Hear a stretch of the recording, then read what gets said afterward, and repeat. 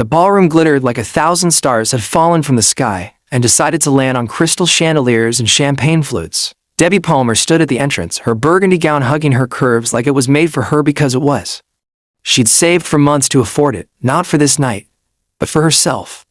A reminder that she could still dress up, still show up, still exist in places where people once whispered behind her back. But as she stepped inside, the whispers began anyway. Is that Debbie Palmer? I can't believe she came. Doesn't she have any self-respect? Debbie kept her chin high. She'd been invited.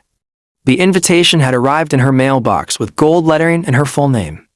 She'd almost thrown it away, but something in her, something stubborn and quietly fierce, had decided to come. Not for him, for closure. For the version of herself that had spent 6 months rebuilding everything he'd tried to tear down. Then she saw him. Marcus Webb, her former fiancé. The man who had stood in front of their friends, their families, and a wedding planner with a deposit that would never be refunded, and announced that he couldn't marry someone so difficult, so unsuccessful, so beneath him. He made it sound like she was the problem, like the failure was hers alone. Now he stood at the head of the room, surrounded by admirers, his arm wrapped possessively around his new fiancée, a woman whose family money made Marcus's own wealth look like pocket change. Their eyes met. Marcus's smile vanished. His face flushed red with something between embarrassment and rage. He whispered something to his fiancée, then began walking toward Debbie with the aggressive stride of a man who believed he had every right to be angry. "Debbie," he said, his voice low and venomous. "What the hell are you doing here?" "I was invited," she said calmly. "Like hell you were." She pulled the invitation from her clutch and held it up. Gold lettering.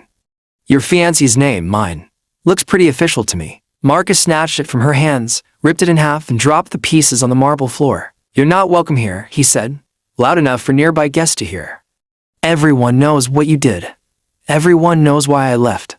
And everyone knows you're just here to cause drama because you can't accept that I moved on." Debbie felt the familiar sting of his words.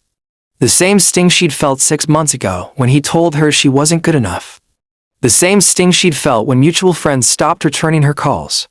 The same sting she'd felt reading the articles he'd planted in local lifestyle magazines about his relief at escaping a toxic relationship. But something else lived in her now. Something that had grown while she was quietly rebuilding, while she was learning to trust herself again, while she was discovering that her worth had never depended on Marcus Webb's approval. "I didn't come for you," Debbie said, her voice steady. "I came for me, to prove I could stand in this room and not feel small. To prove that what you did doesn't define me." Marcus laughed bitterly.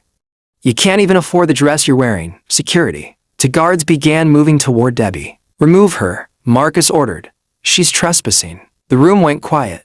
Hundreds of wealthy guests, business owners, socialites, politicians watched as two men approached the beautiful black woman in the burgundy gown.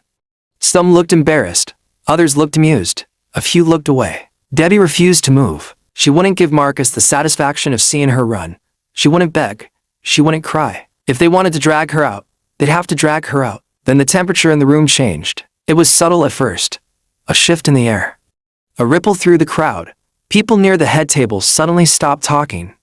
Their eyes darted toward a man who had been sitting silently, almost invisibly, among the most powerful guests in the room. He was Korean, sharp features, eyes that could freeze fire. A black suit so perfectly tailored it looked like armor. He'd been so still, so watchful, that most people had forgotten he was there. But now he was rising, and everyone remembered. The security guards stopped mid-stride. Their training told them to continue, to remove the woman causing a disturbance. But something in the man's presence made them hesitate, made their feet feel heavy, made their instincts scream that they should not take another step. Kim Min-jun walked through the crowd like a knife through silk. People parted before him without thinking. He didn't rush. He didn't shout. He simply moved with the quiet authority of someone who had never needed to raise his voice. He stopped beside Debbie. Then he looked at the security guards. "Touch my wife again," he said, his voice soft and calm, "and nobody in this building leaves." The guards froze. The room went silent. Even the champagne seemed to stop bubbling. Debbie turned to look at the stranger beside her. Their eyes met. His were dark, unreadable, and somehow warm at the same time. "Your wife," she whispered. Kim Min-jun looked at her with something close to tenderness. Then he spoke again, this time to the room at large. "Debbie Palmer is under my protection. Anyone who disrespects her disrespects me. He let that so. And I don't recommend that." Marcus's face went from red to white. "Who the hell are you?" The question echoed through the ballroom. But no one answered. Instead, people began a whisper. Not about Debbie this time, about Kim Min-jun. He's connected. Don't ask questions. I heard what happened to the last person who crossed him. Kim Min-jun didn't acknowledge the whispers. He simply placed his hand gently on Debbie's elbow and began guiding her toward the exit. She let him, because honestly, what else could she do? As they walked through the crowd, Debbie could feel Marcus's eyes on her back. She could feel the shock, the confusion, the dawning horror of a man realizing he might have made a terrible, terrible mistake. And in that moment, standing beside a man she'd never met, Debbie Palmer realized that her life was about to change. 6 months earlier, Debbie Palmer had learned to wake up early. Not because she enjoyed mornings, because if she stayed in bed too long, the memories would catch her. The memories of Marcus's cold voice, the memories of the wedding venue calling to ask why they'd canceled. The memories of her mother's disappointed face when she'd tried to explain. So she woke up early. She ran, she showered, she dressed, and she went to work. Her job at the boutique financial consulting firm wasn't glamorous. She analyzed numbers for small businesses that probably couldn't afford her recommendations. She helped struggling entrepreneurs find ways to stay afloat. She earned enough to pay her rent and save a little.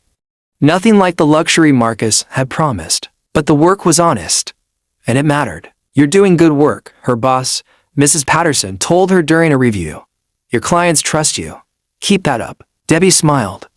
It was the first genuine smile she'd felt in months. She was walking home that evening when she saw him. He was standing outside her apartment building, surrounded by 3 men in dark suits. They were arguing about something in Korean, their voices low and urgent. The man in the center, tall, sharp-featured, with eyes that seemed to look through everything, didn't raise his voice. He simply listened, then said something that made the other men bow their heads and step back. Debbie slowed her pace. She knew she shouldn't stare. She knew she should just walk past, head down, minding her own business. She'd learned that lesson the hard way in her life. Mind your own business. Don't draw attention. Stay safe. But something about the man made her stop. He was beautiful, in the way that dangerous things were beautiful. Like a lightning storm, like a shark gliding through deep water. There was an elegance to him that seemed almost theatrical, a stillness that made everyone around him seem frantic by comparison. He looked up. Their eyes met. Debbie felt something shift in her chest. Not attraction, not yet. More like recognition. Like looking at someone and knowing instinctively that you were about to become part of their story. He tilted his head slightly. Then he walked toward her. Excuse me, he said in accented English. Do you live here? Debbie hesitated. Why? His lips curved into a faint smile. I need to ask a question. Ask it from there. Fair enough. He stopped about 10 feet away, respecting her space. Do you know a man named Marcus Webb? Debbie felt the name like a slap. Why do you want to know? He's done business with people I know. Bad business. The man's eyes narrowed slightly. You look like someone who's been hurt by him. Debbie's jaw tightened. I don't know what you're talking about. Really. But she couldn't keep her voice steady. She couldn't stop her hand from trembling slightly. And he noticed. Of course he noticed. He noticed everything. I won't hurt you, he said softly. That's not what I do. Then, what do you do? He considered the question. I fix things. That's not a real answer. Sometimes, he said, the truth is too complicated for a first conversation. Debbie looked at him again. At his expensive suit. At the men who waited respectfully behind him. At the way the streetlights seemed to cast shadows that moved differently around him. Who are you? She asked. Kim Min-jun. He extended his hand. I own a company. A large one. I'm in town to meet with some. He paused, searching for the word partners. Debbie didn't take his hand. And you're asking about Marcus because... I'm asking because he owes money to the wrong people. And I'm trying to decide whether to collect what he owes, or let the others handle it. His smile didn't reach his eyes. The others are less patient. Debbie felt cold. How much does he owe? Enough that he'll never pay it back. Then why are you here? Kim Min-jun was quiet for a long moment. Because I heard a story. About a woman who was publicly humiliated. About a man who destroyed her reputation to save his own. And I don't like bullies. Debbie's throat tightened. You don't even know me. No, he agreed, but I know people like Marcus Webb. And I know that women like you. He paused, as if choosing his words carefully. Women like you deserve better. Debbie blinked. Is this some kind of pickup line? His serious expression cracked into something approaching amusement. No. I'm not trying to sleep with you. Then what are you trying to do? I don't know yet. He pulled a card from his jacket pocket and held it out. If you need anything help, information, someone to make sure Marcus Webb stops bothering you, call me. Debbie stared at the card. White, embossed black lettering, no company name, just a phone number. Why would I trust you? She asked. You shouldn't. His eyes met hers. But I'm not asking for trust. I'm asking for a chance to prove I'm not like him. She took the card. It was a terrible idea. She knew it was a terrible idea. This man was clearly dangerous, clearly involved in things she didn't understand.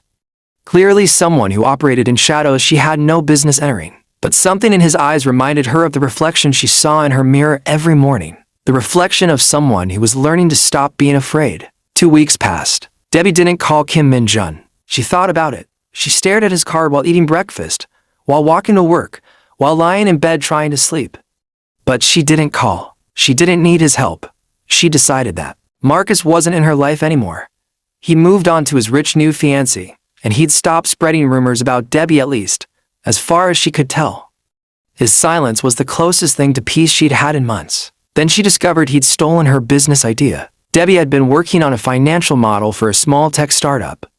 She'd mentioned it to Marcus 6 months ago, back when they were still together, back when she trusted him with everything. He'd laughed at her idea, said it was too small, too niche, too beneath his notice. Now she saw the same idea in a national business magazine, with Marcus's name on it. Her hands shook as she read the article.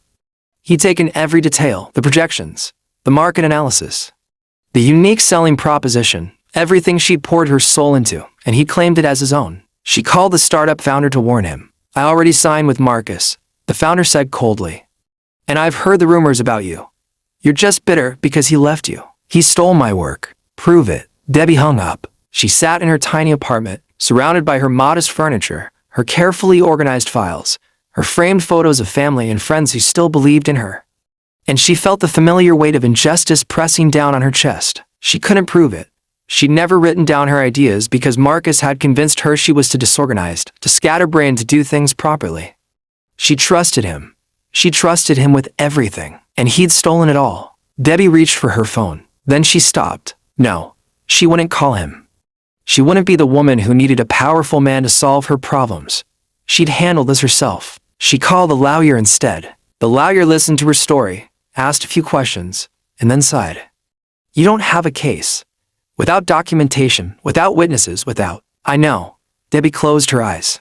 I know. She should have felt defeated, broken, ready to give up. Instead, she felt angry. Not the hot, helpless anger of someone who'd been wronged. Something colder, sharper. The anger of someone who had learned, 6 months ago, that the only person she could truly rely on was herself. She started documenting everything. She found old emails. She found text messages where Marcus had discussed her ideas. She found a note she'd written to herself months ago that matched nearly word for word the article he'd published. It wasn't enough to win a lawsuit, but it was enough to make her feel like she hadn't lost completely. 3 weeks after their first meeting, Debbie saw Kim Min-jun again. She was at a business networking event, a necessary evil, since she needed to rebuild her reputation and find new clients. She'd worn her best dress, practiced her most confident smile, and prepared to ignore the whispers that still followed her. She was talking to a potential client when the room went quiet. Kim Min-jun walked in. He was alone this time, no bodyguards visible. But the effect was the same. Every conversation stopped. Every eye turned toward him. He didn't seem to notice. Or if he did, he didn't care. He walked directly to Debbie. Hello, he said, as if they were old friends meeting for coffee. You look well. Debbie blinked. What are you doing here? Looking for you. Why? Because you didn't call. His eyes searched her face. I was worried. Debbie laughed a short, surprised laugh. You were worried about me. You don't even know me. I know you looked at me like I was a monster. Maybe you are a monster. Maybe. He smiled faintly. But I'm a monster who pays his debts. And Marcus Webb owes you. Debbie's smile faded.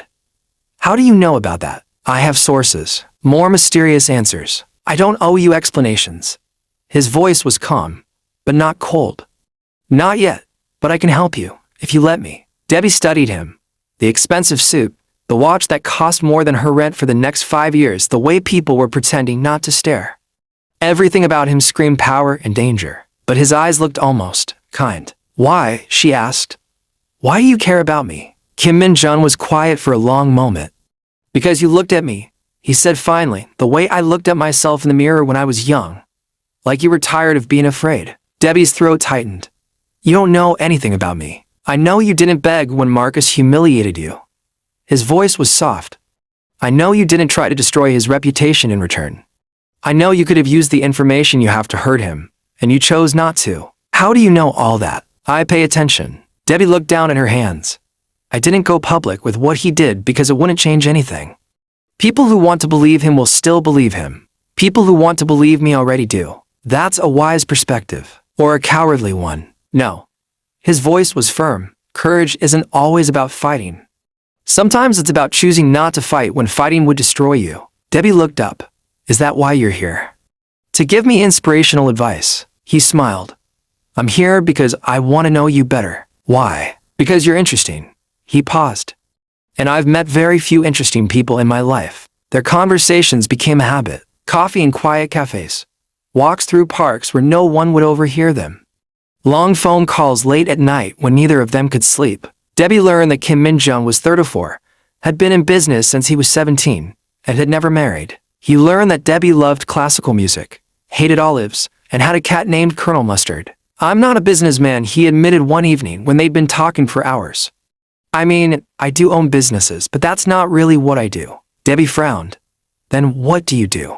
He was quiet. The kind of work that makes other people nervous. Is it illegal? Not strictly. That's not an answer. That's the only answer I can give you right now. Debbie should have walked away. Everything about Kim Min-jung screamed danger. He was too controlled, too mysterious, too clearly operating in worlds she didn't understand. But she didn't walk away. Because when she talked to him, she felt like herself. The self she'd been before Marcus had tried to tear her down. The self who laughed at jokes, who had opinions, who believed in her own worth. Why me? She asked one night. You could have any woman in the world. Beautiful women, powerful women. Women who would actually fit in your world. Kim Min-jung was quiet for a long moment. I don't want someone who fits. I want someone who doesn't. That doesn't make sense. Your world is real, Debbie. He took her hand, a gesture so gentle it surprised her. You have real friendships, real work, real problems. In my world, everyone performs. Everyone wears masks. Everyone wants something. And you think I don't want anything from you. I think you want respect, honesty, genuine care. He squeezed her hand. Those are the things I want too. Their first kiss happened on a rooftop in Seoul. Kim Min-jung had taken her to Korea to show her where he was from. He'd shown her the palaces, the temples, the quiet streets where old women sold kimchi from carts. He'd introduced her to his grandmother, a tiny woman with fierce eyes who had pulled Debbie into a hug and whispered, He's never brought anyone to meet me. You must be special. Debbie had blushed. Now they stood on a rooftop overlooking the city lights, and he was looking at her like she was the only thing in the world worth seeing. I don't know what I'm doing, she admitted. I don't know where this is going. I don't even know if I should trust you. Trust is earned, he said quietly. And I'm trying. You're also hiding things. Yes, I need to know. If this is going to go anywhere, I need to know who you really are. Kim Min-jung took a deep breath. My family has been involved in things for generations. Not by choice, we were born into it. My grandfather ran an organization. My father inherited it. I inherited it from him. Debbie's heart pounded. What kind of organization? The kind that doesn't like questions. Are you dangerous? He met her eyes. I've done things I'm not proud of. Things I can't undo. But I've never hurt someone who didn't deserve it. Who decides who deserves it? I do. Debbie stepped back. That's not okay. That's not. I know. His voice was tired. I know what I am. And I know you deserve better. But I'm not asking you to accept all of me. I'm asking you to accept the parts of me that are trying to be better. Because of me. Because of you. Debbie looked at him for a long moment. At the powerful man who could command armies, who could make nations tremble, who stood before her with vulnerability in his eyes. You're terrifying, she said. I know. And you're hiding things. I know. But she stepped closer. You're also the only person who's made me feel like I matter in 6 months. His hands cradled her face. You matter. You've always mattered. He was wrong about you, Debbie. Everyone who believed him was wrong. She kissed him. It wasn't a perfect kiss. Her lips were trembling. His were firm but gentle. The city lights blurred around them, and for a moment, the world felt like it was spinning in a different direction. When they pulled apart, Kim Min-jung was smiling. What? Debbie asked. I think, he said. I just found the one thing I've been looking for. What's that? Peace. But peace, Debbie discovered, was fragile. Kim Min-chun's enemies began to notice his attention. They dug into Debbie's past. They found Marcus Webb. And Marcus Webb, desperate to save his failing business, saw an opportunity. He started spreading rumors that Kim Min-chun was using Debbie as a pawn. That she was just a trophy. That their relationship was a transaction, not a romance. The rumors reached the Korean media. The Korean media reached Kim Min-chun's organization. And Kim Min-chun's organization began to question whether Debbie was a vulnerability they couldn't afford. I need to protect you, Kim told her one night. My enemies will try to use you against me. Then don't let them. Debbie crossed her arms. I can take care of myself. I know you can. But this is different. This isn't business rumors. This is people who would hurt you to hurt me. Debbie felt a shiver of fear. Then tell them to stop. It doesn't work like that. Then make it work like that. She stepped closer. You are the most powerful man I've ever met. You have the resources, the connections, the fear. Use them. Kim looked at her with something like, oh, you're not afraid of me. I'm afraid of you sometimes. But I'm not going to let that control me. Debbie, I'm not going to hide. Her voice was fierce. I'm not going to pretend I don't exist. Marcus did that to me for 6 months. He made me feel invisible. He made me feel like I had to shrink to survive. I'm done shrinking. Kim was quiet for a long moment. Then he pulled her into his arms and held her. I don't deserve you, he murmured against her hair. Probably not, she said. But you're going to have to work to lose me. Marcus's plan backfired. The rumors didn't destroy Debbie's reputation. They made her more interesting. People started asking questions about the woman who had captured the attention of the mysterious Kim Min-chun. Journalists called. Potential clients called. Even old friends who had abandoned her sent awkward messages asking how she was doing. Debbie ignored most of them. But she couldn't ignore Marcus. He showed up at her apartment one night, drunk and desperate. Debbie, I need your help. His eyes were red-rimmed. Your boyfriend's people are ruining me. They're going to destroy me. Debbie stepped back. Don't come near me. Please. I know I was terrible. I know I did horrible things. But I have nothing left. My business is collapsing. My fiancé left me. The rumors about what you're doing to me. I'm not doing anything to you. You have to tell him to stop. Please. I'm begging you. Debbie looked at the man she'd once loved. The man who had made her believe she was worthless. The man who had stolen her ideas, ruined her reputation, and laughed about it. She felt sorry for him. Not because he was pathetic now. Not because she wanted him back.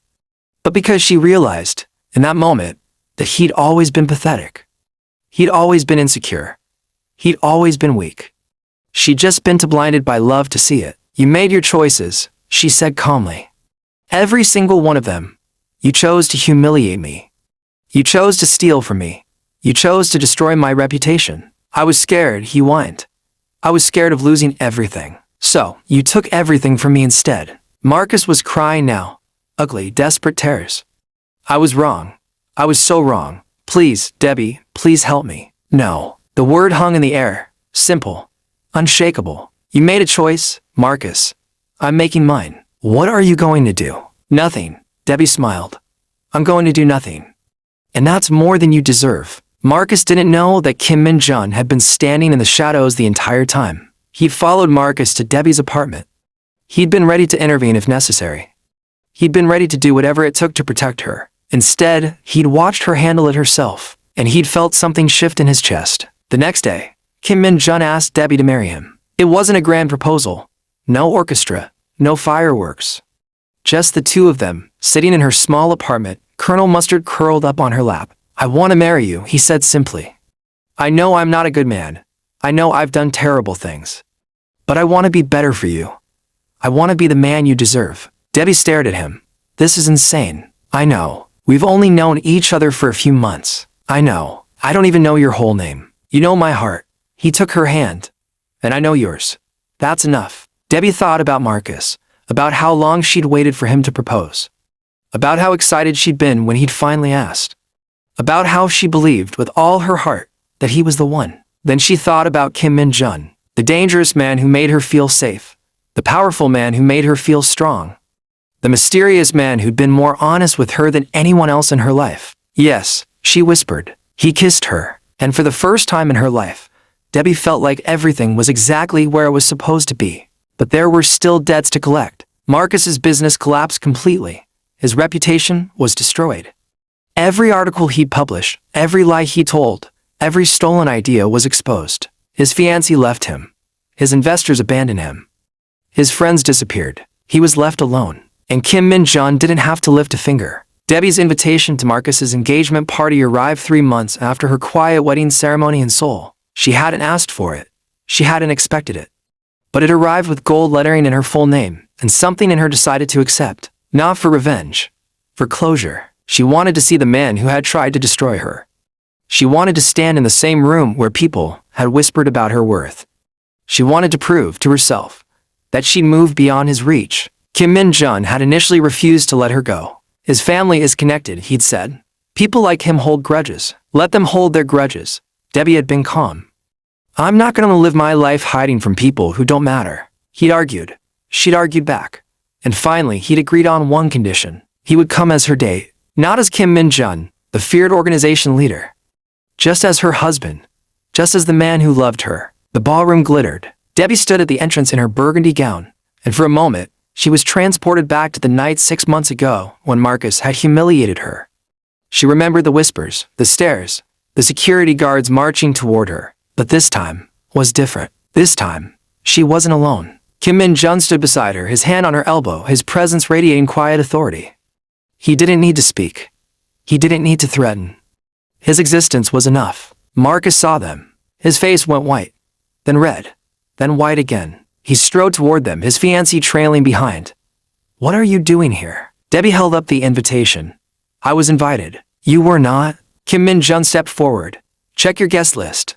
We're on it. Marcus's eyes darted to the table where security guards were stationed. Remove them, he ordered. Now. The guards started forward. Then they saw Kim Min-jun's face. They stopped. Everyone stopped. The entire room seemed to hold its breath as Kim Min-jun turned his gaze on Marcus. It wasn't a dramatic gesture. He didn't scream. He didn't even raise his voice. Touch my wife again, he said calmly, and nobody in this building leaves. Debbie felt a thrill run through her.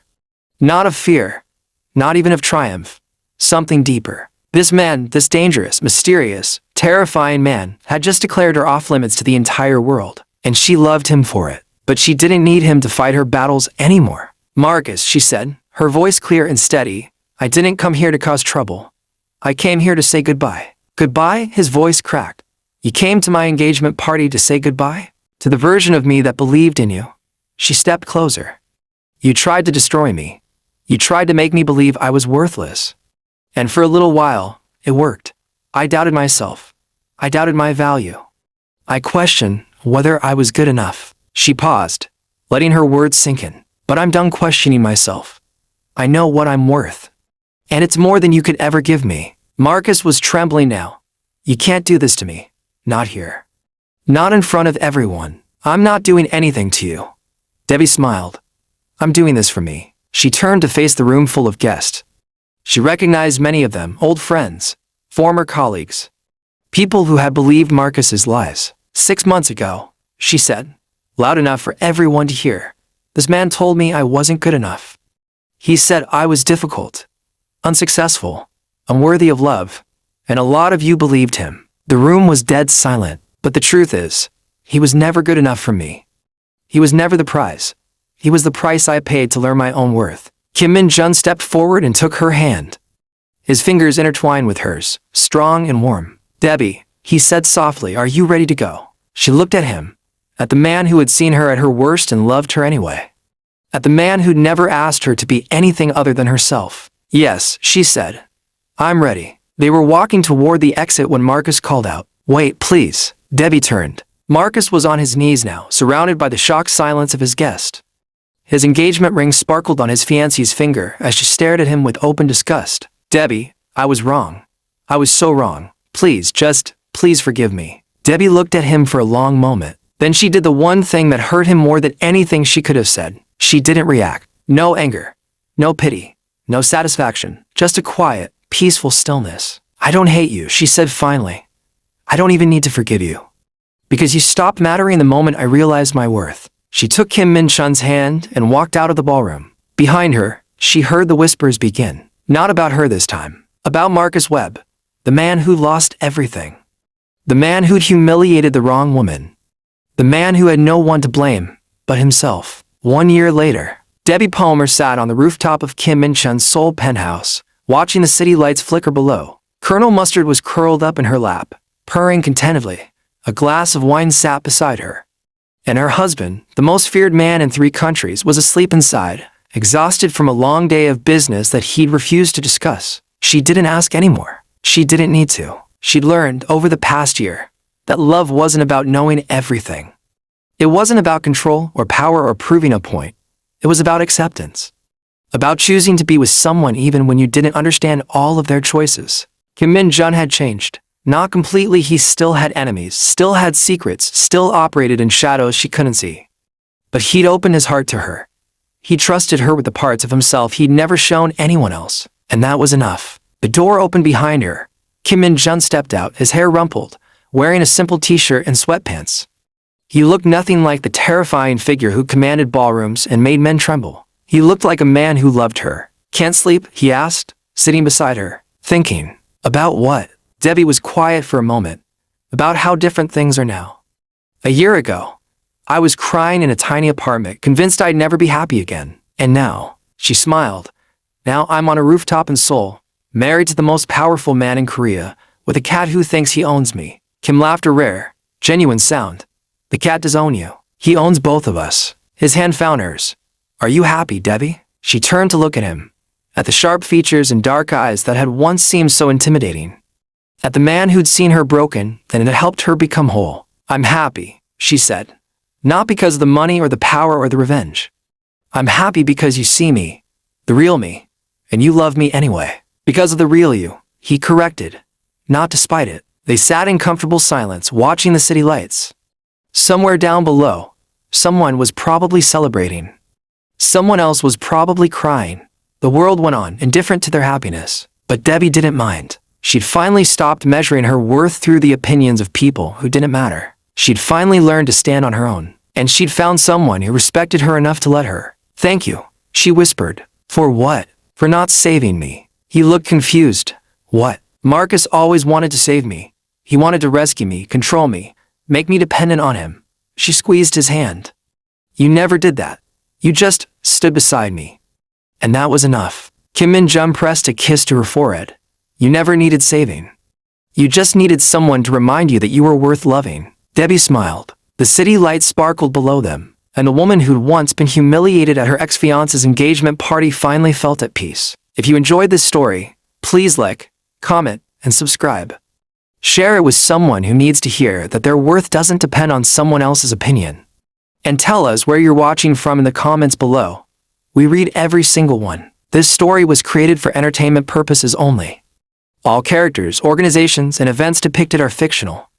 Any resemblance to real persons, living or dead, or actual events is purely coincidental. Love is not about revenge. It's not about proving someone wrong. It's about finding someone who sees you, truly sees you, and loves you anyway.